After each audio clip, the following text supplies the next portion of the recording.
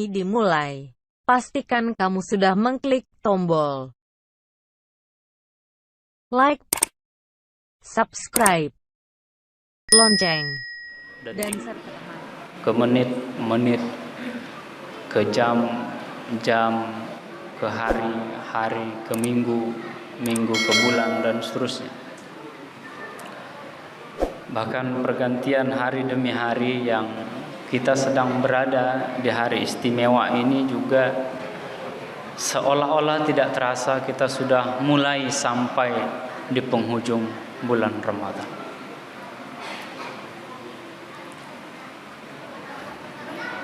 Bapak Ibu rahimakumullah, di 10 terakhir Ramadan ini banyak saudara-saudara kita sebagaimana yang dianjurkan, memang 10 Ramadan terakhir itu momen untuk mengoptimalkan berbagai amal-amal soleh kita, meningkatkan berbagai kebaikan-kebaikan yang benar-benar maksimal.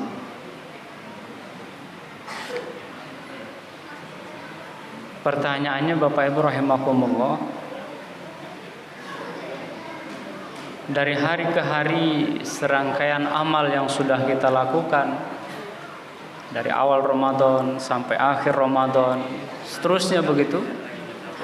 Pertanyaannya adalah, kira-kira sampai kapan kita perlu antusias dalam beramal soleh ini? Sampai kapan kira-kira kita ini perlu antusias, perlu bersemangat beramal soleh? Apakah sampai akhir Ramadan saja? Atau di luar Ramadan? Atau sampai kapan kira-kira Bapak Ibu? Atau mungkin kita punya target, saya rencananya, niatnya antusias beramal ini sampai umur 60 lah, misal.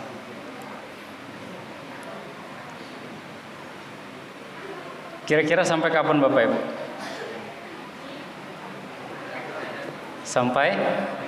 Sampai akhir hayat.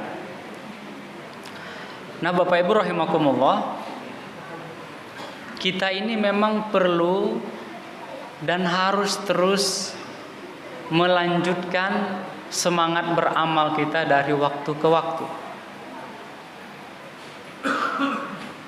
Jadi kalau kita hanya bersemangat di bulan Ramadan, sebagian bilang itu namanya hamba Ramadhani, hamba Ramadan, karena dia di bulan Ramadan aja antusias. Tapi seharusnya kita menjadi hamba Rabbani, menjadi hamba yang antusias ibadahnya itu tidak hanya di bulan Ramadan tapi di luar Ramadan juga. Alhamdulillah Ramadan kita bisa ramai masjid, suasana ibadah meningkat. Tapi memang tidak boleh berhenti di bulan Ramadan, harus terus kita lanjutkan. Pertanyaannya, kenapa? Setidaknya ada 5 alasan Bapak Ibu yang dimuliakan Allah Subhanahu wa taala. Ada 5 alasan mengapa kita harus dan wajib terus antusias, terus melanjutkan kesolehan-kesolehan yang sudah kita lakukan, kebaikan-kebaikan yang sudah kita perbuat.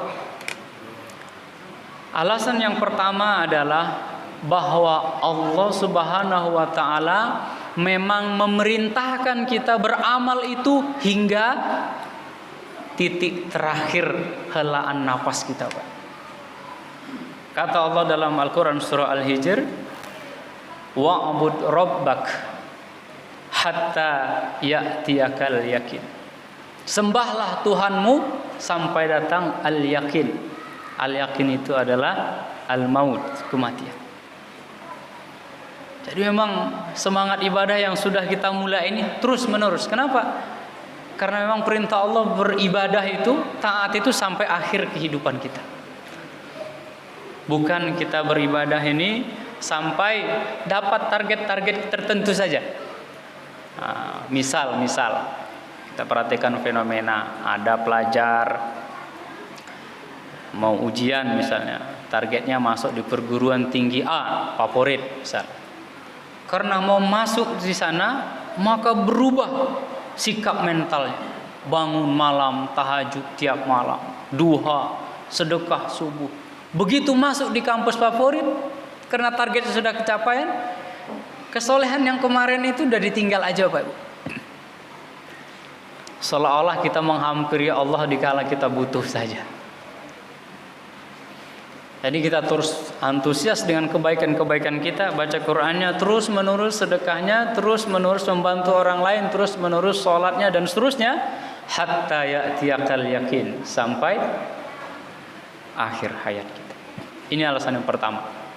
Yang kedua, amal-amal soleh kita ini harus terus kita lanjutkan, harus terus bergulir kita teruskan.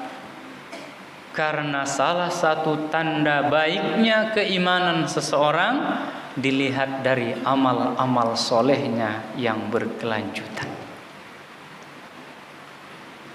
Jadi salah satu ciri baiknya keimanan seseorang bisa dilihat amal-amal solehnya yang berkelanjutan. Jadi kalau seandainya di Ramadan tutup aurat, di luar Ramadan nggak tutup aurat, di Ramadan berjamaah, di luar Ramadan tinggal sholatnya, bukan hanya tidak berjamaah tapi tinggal sholatnya. Di Ramadan baca Quran, luar Ramadan sama sekali tidak baca Al-Quran, berarti ada kecacatan dalam keimanan. Harusnya terus menerus. Para nabi dan rasul itu amalnya berkelanjutan terus sampai akhir hayat mereka. Karena memang keimanannya benar-benar murni kepada Allah Subhanahu wa taala. Maka poin kedua, alasan mengapa kita harus terus bersemangat dengan amal-amal soleh kita, kebaikan kita, karena tanda baiknya keimanan seseorang bisa dilihat dari keberlangsungan dan keberlanjutan amal-amal soleh. Kedua, yang ketiga, salah satu amal yang dicintai oleh Allah Subhanahu wa taala, kata Rasulullah SAW dalam sebuah hadis yang diriwayatkan oleh Muslim, adalah amal yang berkelanjutan, meskipun mungkin amal itu tidak sebanyak, tidak sehebat orang-orang lain, tapi berkelanjutan terus-menerus. Ini amal yang dicintai oleh Allah Subhanahu wa taala.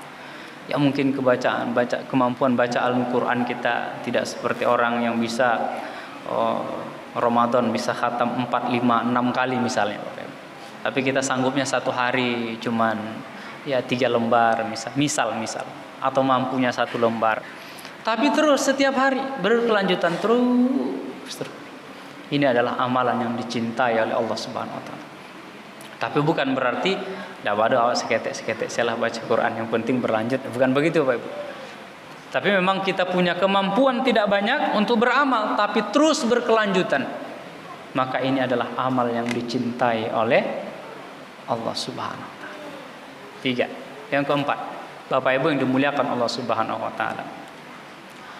Amal-amal soleh yang kita lakukan secara terus-menerus dan berkelanjutan, maka amal-amal ini sesungguhnya akan menjadi penolong bagi kita. Amal-amal ini menjadi penolong bagi kita. Tidak hanya penolong di akhirat, tetapi di dunia juga. Barangkali Bapak dan Ibu jamaah salat tarawih rahimakumullah sudah membaca atau sudah menyimak nasihat daripada guru-guru kita, dari para ustadz kita, tentang sebuah kisah yang direkamkan dalam sebuah hadis sahih. Ada 3 orang yang terjebak dalam gua. Lalu ketika terjebak, mereka tidak tahu apa yang mau mereka lakukan lagi. Lalu mereka berdoa. Berdoa mereka itu dengan bertawassul dengan kebaikan-kebaikan mereka. Ada di antara mereka yang berkhidmat betul, berbakti sama orang tuanya, lalu bermunajat, ya Allah, dengan baktinya kepada orang tuanya mudah-mudahan pintu goa yang tertutup itu bisa terbuka. Ada orang yang mau bermaksiat, punya peluang, punya kesempatan, tapi tiba-tiba hatinya bergemetar, takut kepada Allah, lalu dia tinggalkan maksiat itu. Lalu dia bermunajat kepada Allah melalui amal meninggalkan maksiat itu. Maka kemudian perlahan dengan izin Allah pintu goa yang menutup mereka itu terbuka. Bapak Ibu rahimakumullah, kalau kita renung-renungkan, barangkali kita akan merasakan dan mendapati hal yang sama. Kalau hari ini misalnya kita merasakan ketenangan, ada kemudahan-kemudahan, ada kelapangan, bisa jadi itu adalah efek daripada kebaikan dan amal-amal soleh yang kita lakukan sebelum. Di dunia jelas Allah berikan kebaikan, apalagi nanti di akhirat. Hal jazaa'ul ihsan illal ihsan. Tidak ada balasan kebaikan kecuali kebaikan pula. Bapak dan Ibu jemaah salat tarawih rahimakumullah. Jadi amal-amal soleh kita ini adalah penolong sesungguhnya buat kita. Ya, penolong.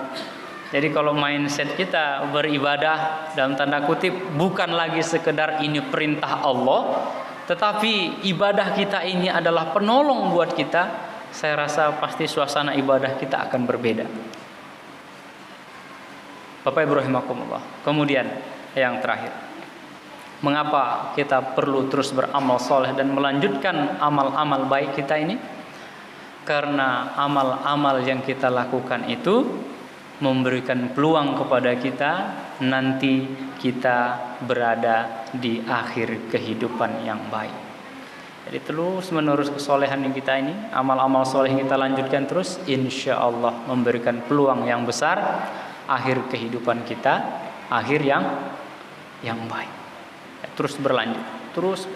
Mudah-mudahan kesibukan kita dengan amal soleh nanti Allah wafatkan kita dalam keadaan kesolehan.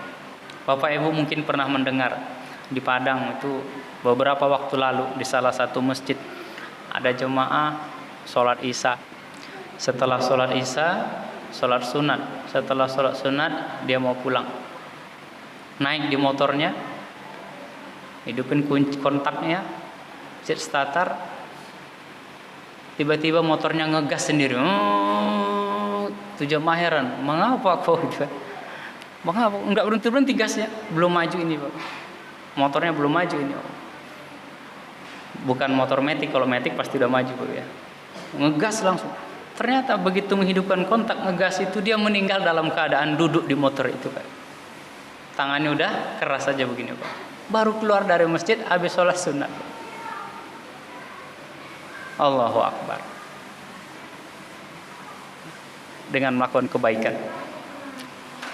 Peristiwa yang mirip di Lubuk Lintah beberapa tahun yang lalu. Ibu-ibu habis sholat subuh masih pakai mukena. Pulang dari sholat subuh buka warung karena di depan musola itu ada warung. Buka warungnya, di depan warung itu ada kursi. Dia berbaring di kursi itu Pak. Masih pakai mukena. Habis selesai sholat subuh, cuaca masih remang-remang. Ada orang lain mau belanja pagi-pagi, dia panggil lah ibu itu. Panggil sekali dua kali tidak ada yang menjawab. Dia lihat ternyata ibu itu berbaring di kursi. Disentuh tidak menjawab Pak, tidak menjawab. Ternyata dia sudah pergi saja begitu dengan masih mengenakan mukena. Atau mungkin kita juga mendengar melihat ada orang yang lagi ngasih kultum, ngasih ceramah meninggal saat mau closing ceramah, sedang sholat, masya Allah. Sungguh itu adalah akhir kehidupan yang baik. Kita ini tidak tahu Bapak itu bagaimana akhir kehidupan kita. Maka teruslah beramal soleh. Mudah-mudahan saat-saat beramal soleh itulah nanti Allah panggil kita sehingga kita dinobatkan mudah-mudahan sebagai orang-orang yang husnul khotimah. Amin ya rabbal alamin. Bapak Ibu yang dimuliakan Allah Subhanahu wa taala. Dan bahkan kalau dapat amal soleh kita ini tidak hanya kita yang melanjutkan, tetapi anak keturunan kita.